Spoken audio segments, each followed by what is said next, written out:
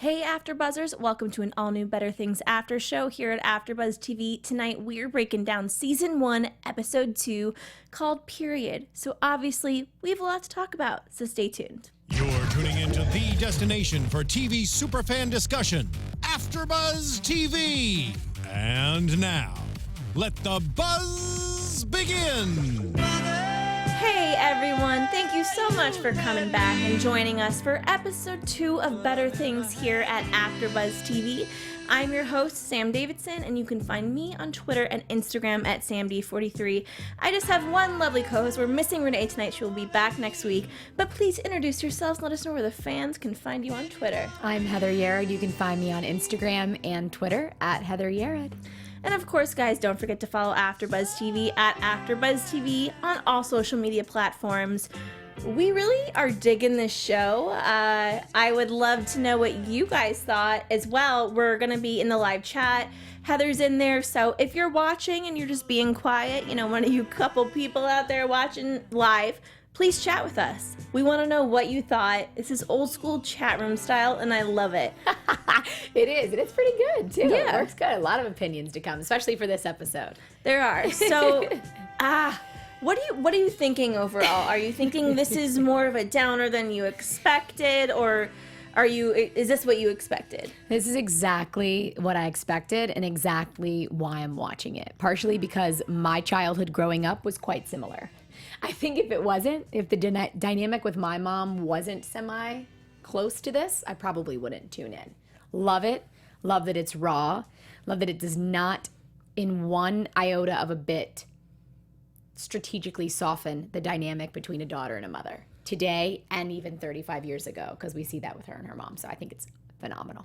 I love it too. It's weird because, so guys, me and Heather just met last week when we started this show, but we have a lot of weird stuff in common, and I'm already learning so much from her. Both of us had these, like, we kind of had to grow up early situations. 100%. Great way to say that. Yeah, and I mean, my mother and I was on my way over here, and she was telling me, like, she thought I had shingles, which, God, now I hope I say it, like, to everyone. It's like, Sam has shingles next week. She can't be here.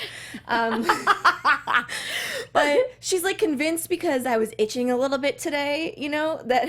Oh, so one of those. One of those, like, you got an itch? Oh, my God, it's shingles. I know, and I was like, why do you have to go to that?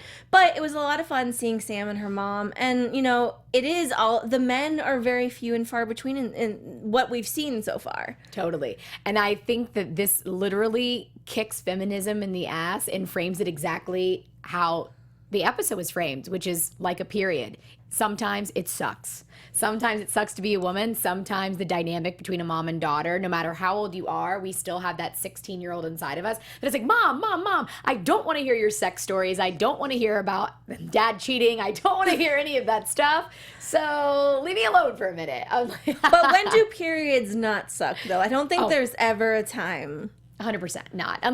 No, you're right, they don't. Because I was about to be like, oh, unless you want to get pregnant. But then if your period shows up, you're still pissed. Oh, yeah, then you're going to be really upset. They really hate it. Well, speaking of, you know, lady parts and such, I loved the gynecologist scene. That actress, for one, I don't know who she is, and I was just laughing. And it's like the character's not trying to be funny, and I was just like, I don't know what it was, her accent or her, like, naivete, or just, like, the way she treated Sam, like, oh, you are such a crazy person. You mean like how eloquent she was? How when she was like, please tell me I'm close to being a man. I loved that. I thought it was great. There's other reasons I want to be close to being a man. One, the dating scene. That makes me want to be close to being a man. I won't be as sensitive. I mean, I've said that a million times. So I think I separate emotion from logic very well. And half of the reason I'm like, I think I'm supposed to be a dude is because of that. So I love that you just owned that you're sensitive. I am sensitive. Oh, I just read an article on BuzzFeed today about why it's okay. It is okay to be. God. Vulnerability is power, darling. It is. That was really fun. We also got a small glimpse of her friends who were annoying. How right on or cliche did you think that was? That was one part I did find cliche. Right. It's almost like I feel she did a great job. Clearly, this is supposed to be a complete emulation of her life. So, God, if you have friends like that, girlfriend, call me. I'll be your friend. I'll listen. I'll be engaging, because these chicks were not, completely in their own world. And then even her bringing up, I almost felt like a reverse jealousy thing there. Because when she said that she had, what, the ovaries of a 16-year-old? Yeah, it was tubes, something, you know. Yes, my reproductive system is like a 16-year-old. So fertile myrtle. And the one chick was like, well, why'd you bring it up? Do you want to be pregnant? I was like, really? Really? Is that what relationships, friendships are going to be like when we get older? Like, you said this, does that mean this? I mean, when we get older. I kind of feel like they're sometimes like that now. No? Yeah, I guess you're right. Yeah, but that's why, like, honestly, in the past year, I've cut some people go. I'm like, listen, people, I can't deal with you much longer. It was brief. It was fine. There's part of this show, so I cover a different show called Girlfriend's Guide to Divorce, and it is 1 hour, but it is more of a comedy than this is, kind of. Yes, this is like, I don't know if it's satire, but sarcasm to the T. Yeah, it's not satire, but like it is definitely sarcastic. But then there's those moments that it's like, oh, these are the moments in my life I would wish not to remember. And oh, here I am now watching it. What a wonderful way to say that, Sam. It's good and it's bad because you get it, but then it's like, oh, it was that time that I choose to kind of compartmentalize out of my brain and I don't want to watch it. Sure. For me, that would be a great case of like staying with those friends. Kind of just wanting to have someone else to talk to besides your daughters, right? So you go to your friends that really aren't present. That would be something that I would love and have left in the past. Yeah. So that's a wonderful thing. Well, oddly enough, Sam has her mother living across the street, which is never, blatantly said, but you see her running across the street. Yeah. At first, I wasn't really sure if that was her real mom. I don't know why, because we hear her called Phil and then mom. So I was like, is this like a mom? Is this really a mom? I wonder if her mom lives across the street from her in real life. I know. I mean, it is supposed to be very autobiographical. Yeah, that would be. So I'm so glad my mom does not live across the street from me. Well, yeah. My mom does come and visit a lot. I love her so much. I really do. But it's very, kind of the constant chatter, and it's just talking. And then I love the conversation they had on the phone when Sam got back. And then at the end of this whole tirade that probably took about an hour, the mother says, and I think I might sue. Oh my God.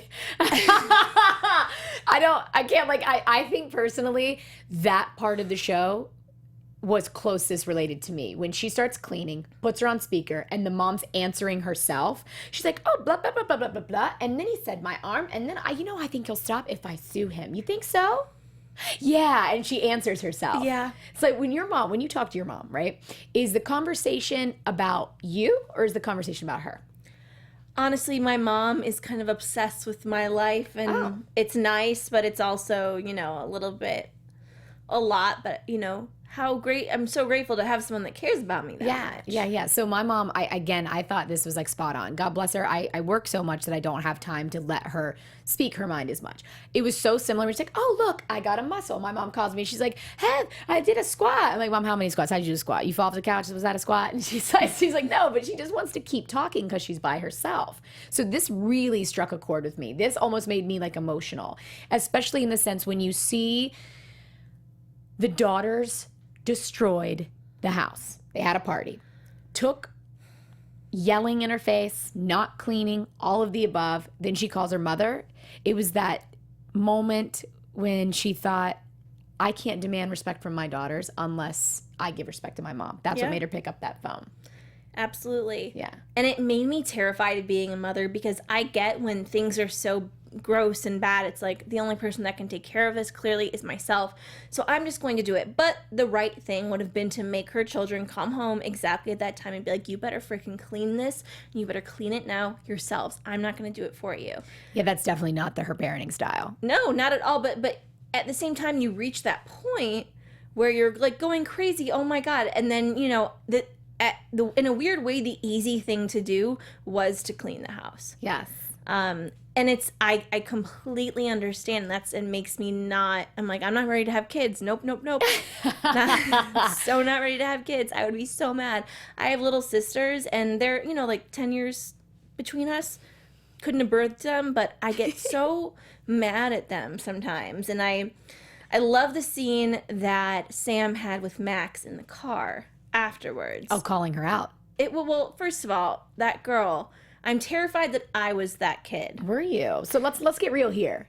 Terrified that you were, or were you that kid? I was a nice kid. But then what the hell are you saying? You're terrified that you were that kid? Because sometimes, I mean, listen, I had it up to here. My parents put me through some crazy crap. They really did when I was super young. So I think there were certain times. And then my dad brought this ex-soap opera actress into the situation, like during their separation. And she's now my stepmother, the mother of my 2 little babies. So the woman that he was cheating on your mom with? No, different woman. Okay. He at least like went up in rank as far as that. Yeah. But they met. Went up in rank. Yeah. Oh, we have people in the chat. That's exciting. Yes. I've been saying hello, but I didn't want to be rude. I wanted to let you finish your story.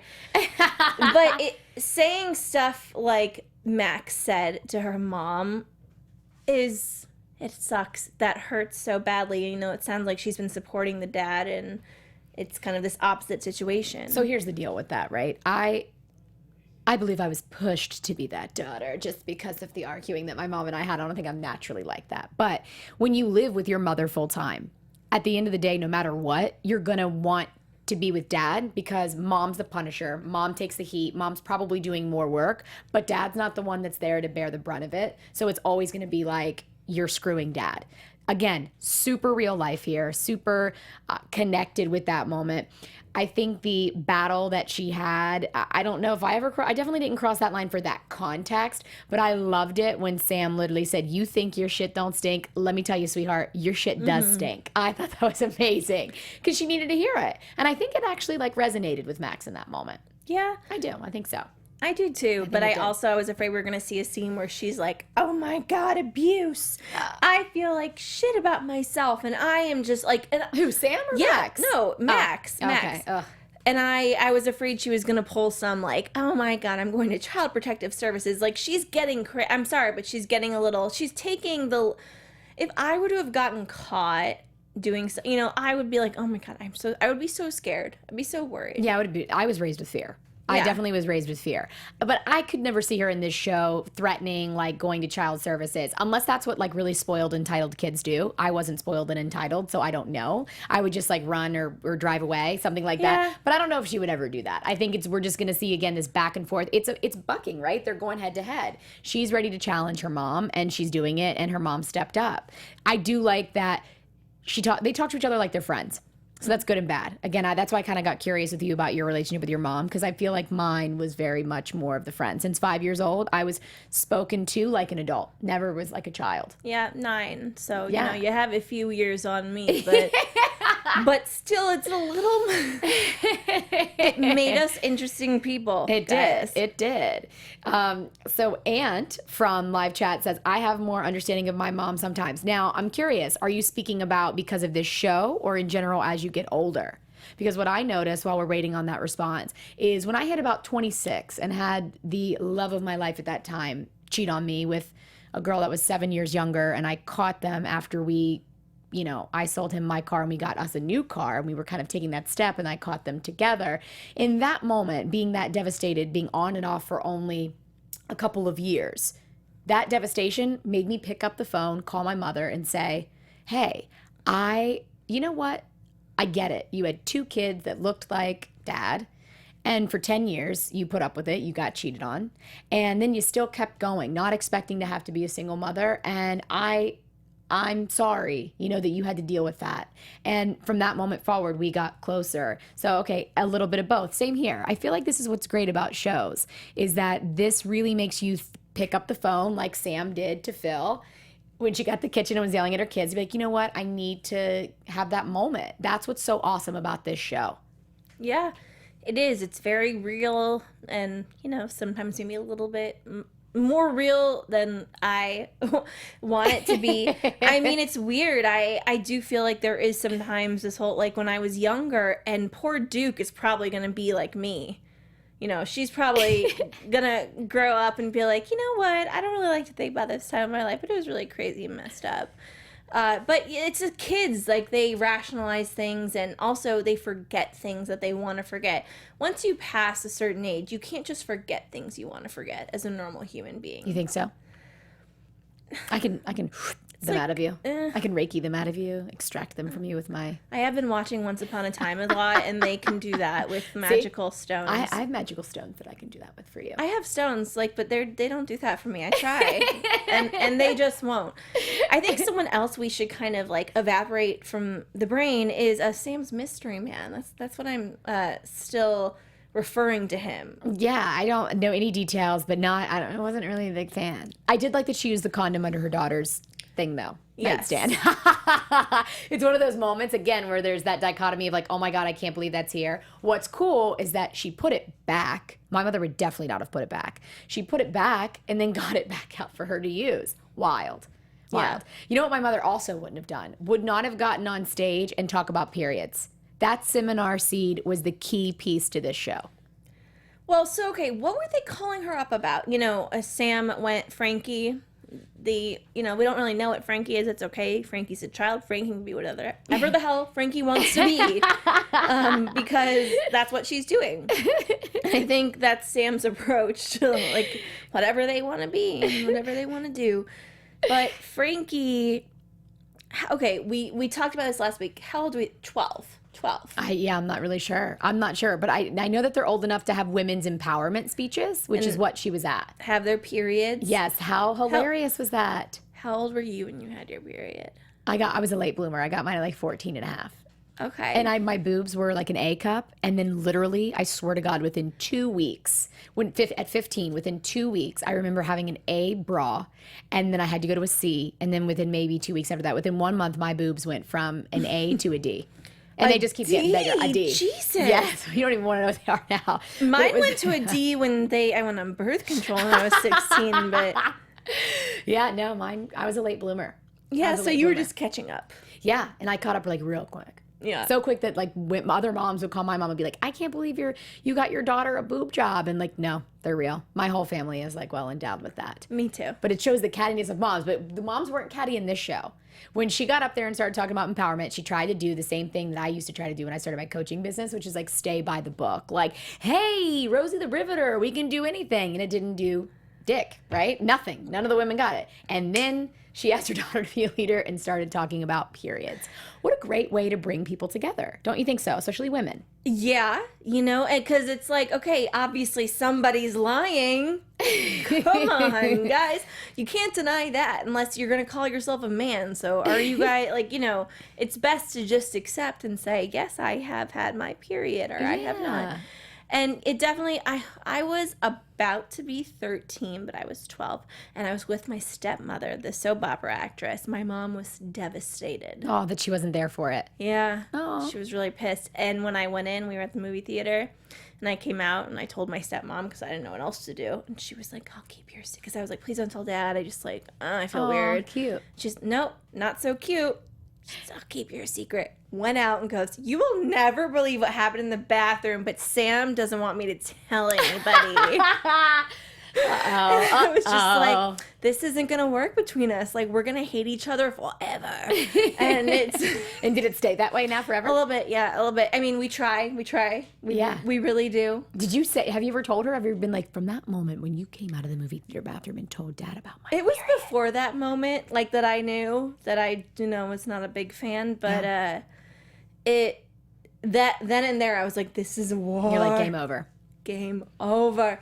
But at least Frankie didn't get upset with her mom. She said, I love you, but I hate you at the same time at the end of that. I really, really loved that interaction because, it's this young girl that's kind of rising above this, seeing the greater good that her mother just did. Yeah. Yeah, totally. And you're like, I'm so embarrassed. But whatever. She probably kind of loved it because she's all for women empowerment. She wanted to cut her clit off last week. I know, right? Yeah. I thought it was, so I have to be, I have to disagree on that note. I didn't like the hug. I thought that was out of the whole episode. I think that was the most inauthentic for me. You don't like that child. I love the child. I think she's amazing, especially after the fact that she literally was the leader and put up her hand. I just think that the way that hug at the end happened, that it's like, I love you, Mom. Like, nah, if your relationship's like that at home with your kids, like, we know there's not going to be that huggy moment in front of everybody. It's probably going to be that smirk. Like, if it's in real life, I bet Frankie would have like smirked and clapped the hands because she had to, but deep down loving her mom in that moment, and because she really did feel cool, but she wouldn't want to show her mom that she actually loved her. So that's what I think. So no, it's nothing against a child. It's just the idea of how they wrote that moment, that hug, to me was inauthentic. But what I do love is what a great way to talk about sharing a burden. You know, our periods are a shared burden. That's something that we all can relate to. We all suffer, we all bleed, she says. But if we stick together and have each other's backs, then everything's gonna be okay. So it was a great way. Whose Aunt Flo is ship has sailed, and then she asks about the young ones who hasn't, and how cute. But you have to admit, when the little one that hadn't started her period yet, she was like, who hasn't started? She was like, me. It's like that excitement. Were you excited before? She's my favorite. The young one, Duke. Oh, was it Duke that raised her hand? I thought it was just a random chick in the audience. No, that was Duke. That was the little one. And she's just like, I can't wait. You know, she's excited. Were you like that? Were you excited? I was excited for glasses. I think I was probably excited. I was excited for glasses too. Glasses, braces, and my period. Yeah. That's so weird. Mm-hmm. But I thought that was really authentic too. We have more people in the live chat. Yay. Yes, Renji. I love my mom. There were times we butted heads, a kid a lot less in my 20s, but still love her. Absolutely. As you get older, the dynamic changes, which they tell us anyway, but we don't necessarily believe it. Yeah, we're like, whatever. Yeah. Leave it when I see it. Yeah, and again, I truly feel that our interactions with our moms, depending, some people have that, like, leave it to Beaver relationship, but for the large majority, I think everyone's, again, is still 16 at heart when it comes to kind of dealing with their moms and that interaction, even when you have your own kid. You don't want to be taught how to raise your kid, and having someone try to do that, or at least try to talk to you about themselves, sometimes gets irritating, but I think it's great. Yeah, me too. Yeah, I think it's very good. It's a very good way. And that little shift in of sentimentalness with the sarcasm, is that a word, sentimentalness? We'll make it a word. I make up words all the time. Sentimentality. Oh, wow. We read that in our minds at the same time. Yeah, well, you know. Oh, look, we're already in sync. See? Yeah, that was that psychic ability coming through to you. There we go. There was one part that I forgot to mention. Which because one? It was probably the most depressing part, but important. When she goes to location as an actress in, you know, full uniform as an alien of some sort. It looks like Star Trek. Yeah, some kind of Star Trek reboot, which, you know, is happening. And then, because I'm working on a TV show right now. Yeah. And they're about to shoot 105 in Vancouver, Canada. They're in Canada.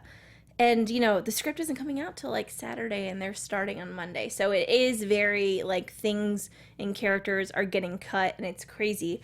But to have to fly, you know, this actress out there and put her in full makeup and then tell her, yeah, we'll pay you for the time you're here, but she's expecting this bigger check. How crappy. She just keeps getting blow after blow. Every time we see her almost get there, she keeps getting knocked down. But she's so inspirational because she knows she has 3 kids to raise and knows she has to pick herself up. And I think that's maybe what drives her. But it's really fun and inspirational to watch, I think. When she's posting the selfies, well, we don't want you to post any selfies or do any type of, and then she's literally like spreading her legs and sticking her tongue out. Amazing. Raw and amazing. I love it. I would do the same freaking thing. The fact that it keeps getting compared to Louie, I think, is doing it an injustice. I mean, Louie's great, right, the show, but this is completely different. It is. She's not a stand-up comic. I would get if she was a stand-up comic and she was, you know, that was the premise of the show. Right. But it's this motherhood for millennials. Because to me, I guess I'm technically considered a millennial, but like the beginning. And the kids, I really think millennials, you have to have been born after 95. And that's really... Yeah, I don't agree with what they're classifying as a millennial either. It's like all the way back to 1980. Yeah, like I was Doesn't born make sense in at all. 87, so it doesn't really make sense. But this like raising millennials and then being this parent that was also raised in a different kind of culture, you know, single moms are there and it's just kind of this whole other dichotomy. Because think about 50s and 60s, you know, we were so used to watching things. I love Lucy, one of my favorite shows. But none of those shows had to do with any kind of single parent, really. Yeah, this is the first time we see a very open conversation, a stage presence about having your period. She opens with a gynecological exam. She literally says, oh, you might find some contamination or something in there. Like, hello. And I was just like, I love it. Like, again, it almost is like, it's not Amy Schumer, but kind of the content is pushing the envelope, and it's great. We do not see single moms, like you just said. We do not normally see periods, gynecological exams, however you say that, and it just being so blatant. And a mother yelling at her daughter and vice versa. Mm-hmm. And there's also, as much as I, felt uncomfortable during the, exam, I thought to myself, like, yep, those are one of the moments I think I am maybe able to delete because there's super weird noises. And then she looks at you, like... Wait, so why did it make you uncomfortable? Because, well, first of all, who likes that? What, when the doctor's sticking her fingers inside yeah, you? I just... Like a he or she, it doesn't matter, just any gynecological, you just don't like it? Yeah, who likes that? Jesus Christ. I think people are indifferent. Like, I'm indifferent. I don't not like it. Like, it's not uncomfortable for me. It's like you going... I mean, I hate the dentist, but I kind of put those two together. Wow. So a dental experience is similar to you to go to the gyno. Yeah, I put them off as much as possible. Wow. Interesting. I mean... I wonder... Guys, I actually would be really interested to know if you all agreed with me because I've been thinking about this for a while, and I think those two are about equal as far as, I want to go to the gynecologist. I want to go to the dentist. It's time. I mean, that's why they have you make them in advance because they know you're not going to want to do it. Oh my, so I will do it only, I don't want to go because it takes time out of my day from working or doing something else important. Other than that, it just doesn't, it's like, whatever, I guess I need to go. Yeah, not a fan. I honestly, love it. Oh, so that really got you, like, watching the opening episode. Yeah, and then, like, the noises that were happening, I was like, oh, God, yeah, I know that they're weird. You're like, what the hell? Love it. See, that's what they were trying to achieve. I guarantee what you're saying right here, this is why they're doing it, outside of it being very similar to her life. Yeah, well, kudos to them. Yes, good job. On that note, like, what do we think's going to happen? Let's get into some quick predictions. It's a slice of life show, but at the same time, there are some extending storylines. Your AFTERBUZZ TV predictions. Oh, wow. I feel like your psychic powers. They're exuding out. I said periods last time, and it was about periods. You did? Wow, I did. That is so weird. Yeah, I probably will not nail it this time because I said that. The next one, I think we're going to see more sex and more information on her and her mistress. What do you call a mistress? If a woman's a mistress, that is so messed up. What do you call the dude side of that? Because women are mistresses. What is the man's name? I don't even know. I'm going to think about this. It makes me angry that we don't have a name for that. Maybe we might. We're not sure. Do we? Is there a name for men that are mistresses? Let us know. Yeah. I think I would know that because I would get angry about it. But whatever. So I think we're going to see more of her mistress, and maybe a little bit more about his storyline. I think we're going to have to find out more about the ex. I'm going to guess episode 5-ish. He's going to come in and shake some things up. You just made me think of this. I also am going to add to my premonition. It's called a prediction, not a premonition. Thank you for that correction. High fives. You're always on top of your game. But it is a prediction, or premonition. Love you. We see the dynamic between Sam and Phil, her mom, and her mom passes out on the vodka, which I love vodka, by the way, before she can say, why did you marry my father? Why'd you marry my father? She didn't answer. Something is going to come up about the mom-dad dynamic, meaning Sam with her father. Yeah. I feel like we're going to get insight to that. Mom pretend passed out, I'm pretty sure. You think so? Yeah. And she just, manstress, Urban Dictionary. That's what it's called. Thank you, Steve. Manstress. A manstress. Okay. I like that. Yeah, manstress. Manstress, mistress. I would at least hope that this manstress would be more, attractive, but apparently he probably has, it's probably so sad. He probably has 3 kids at home. Yeah, Renji was like, it looks like it was weird foreplay. Totally awkward. Yeah. Yeah, it wasn't anything, And I would like to say that Sam should know better, but Sam doesn't have time for stuff, and she's busy. She has time trying to be famous, baby. Oh, that was the worst. I can't even talk about that. That'll keep us honestly. Here another 30. Yeah, but I also think that Max is going to continue to get worse, and I think her mom's gonna fight back. Yeah, And I love the mother. So glad that character was introduced in the show. Cannot wait to see more about her. Yes.